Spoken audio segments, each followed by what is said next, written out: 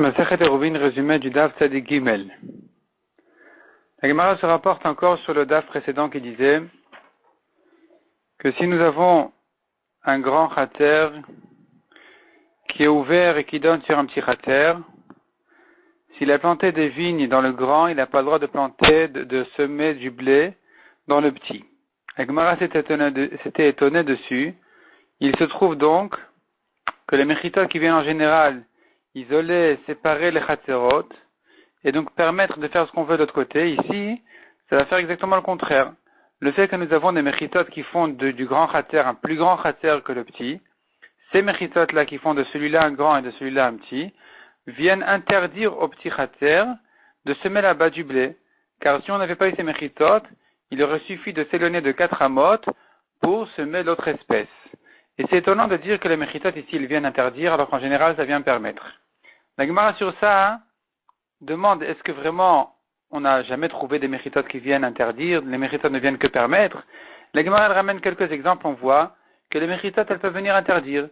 À propos de Souka, nous avons un cas pareil, il y a un cas spécial où la Souka aurait été kshera, et qu'en ajoutant certaines méchitot qui viennent en réalité annuler les premières méchitot, elle devient psoula.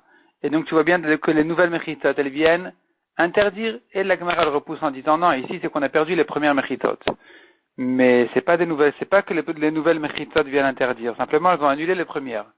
Deuxièmement, dans la Gemara à propos de Kilaïm, toujours on voit que si j'ai une vigne à côté d'un mur, j'ai pas le droit de semer entre la vigne et le mur, même si il y a plus de 4 amotes entre l'un et l'autre. Il faudrait vraiment qu'il y ait 12 amotes pour permettre de semer là-bas du blé.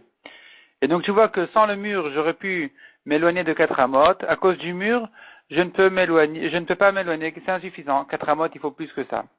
Et la Gemara à nouveau répond ici aussi, c'est pas une question de mechita qui vient interdire. Simplement, le mur, il fait que, techniquement, les 4 amotes à côté du mur, on travaille pas la terre pour ne pas ramollir la terre et casser le mur.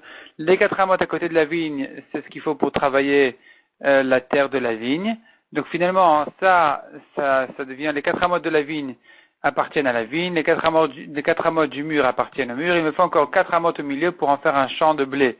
Moins que ça, c'est plus un champ de blé, tout ça, ça devient accessoire à la vigne. C'est pour ça que j'ai besoin de 12 amotes. Mais sinon, par principe, une mechita, effectivement, comme on a dit, ne vient que permettre, ne peut pas venir interdire. Et donc, finalement, l'étonnement de Abaye reste ouvert. On n'a pas vraiment de réponse à Abaye. L'agma ensuite parle d'un nouveau cas, un nouveau sujet. 3 Karpefot. Donc, Karpef, on se rappelle bien, c'est un endroit qui est entouré de mechitot. Et là-bas, en réalité, il s'agit d'un cas où les mechitot ne sont pas des vrais mechitot. C'est des mechitot qu'on dit de mauvaise qualité. C'est qu'un système de lavoud, de barreaux, disons, verticales, de roseaux qui sont à trois tfachim à un côté de l'autre, ou bien de cordes horizontales qui sont dans les 3 tfachim l'une de l'autre, qui forment une mechita qu'on appelle de mauvaise qualité. Et ces mechitot-là, elles ne permettent de porter à l'intérieur que si on a encadré un endroit de, disons, 2 CA. 2 CA par personne, sauf si c'est un groupe. Si c'est un groupe, déjà, on peut faire autant qu'on veut. Même plus que 2 CA, même par personne. Même plus que 6 CA, on peut le faire. À partir de 3 personnes, ça devient déjà un groupe. La question qui se pose ici, c'est dans le cas où chaque karpef a une autre taille que l'autre. Il y a 2 grands karpefot des 2 côtés et un petit karpef au milieu. Alors ici, il est clair que quand j'ai une personne par karpef, on a le droit de faire autant qu'on veut parce que les 2 grands karpefot dominent le petit. C'est comme si ils étaient dans le petit, ils peuvent rentrer dans le petit. Ils pourraient rentrer dans le petit et donc finalement je me retrouve avec 3 personnes dans le petit.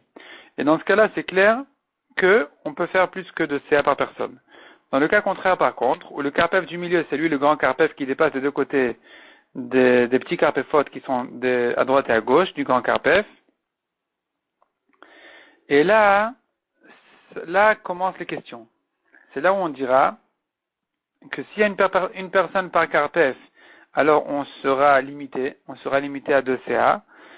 Si par contre j'ai 2 personnes au milieu, ou bien 2 personnes dans chaque karpef des côtés, et une personne au milieu, dans ce cas-là, je dirais que puisque celui du milieu il va sortir sur les côtés, ils vont se retrouver à chaque fois 3 personnes, et donc dans ce cas-là, il serait permis de faire plus que 2 CA, on considère ça comme un groupe.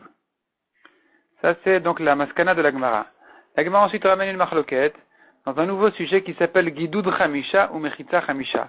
Donc Gidud Chamisha, ça veut dire que nous avons 2 Chatzerot, un qui est plus haut que l'autre, de 5 Tfachim. 5 Tfachim, c'est insuffisant, c'est pas une Mechitza. Là-dessus, j'ai encore 5 Tfachim de Mechitza. Est-ce que je les associe pour en faire, les considérer comme une Mechitza de 10 Tfachim ou pas? Vis-à-vis du Chatzer d'en bas, il est clair que j'ai 10 Tfachim. Parce que lui, il voit ici un mur de 10 Tfachim. La question se pose vis-à-vis du Chatzer d'en haut. Est-ce que je peux associer les 5 Tfachim de Gidoud, donc de terre qui font le décalage entre le haut et le bas, plus les 5 Tfachim de barrière pour en faire une Mechitza de 10 Tfachim, oui ou non?